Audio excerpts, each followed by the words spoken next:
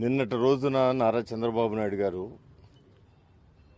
ఈ విభజించిన ఆంధ్రప్రదేశ్లో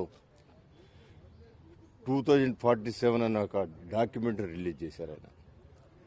అంటే 2047 సంవత్సరానికి ఈ ఆంధ్ర రాష్ట్రం స్వర్ణాంధ్ర రాష్ట్రంగా ఏ విధంగా మార్చుకోవాలని, ఇది అందరి సంకల్పంతో ముందుకు వెళ్ళాలని చెప్పడానికి ఒక పెద్ద బహిరంగ సభ ఏర్పాటు చేసి వాళ్ళందరి సమక్షంలో ఆ డాక్యుమెంటరీ రిలీజ్ చేశారు. నాకు ఎంతో ఆనందం వేసింది.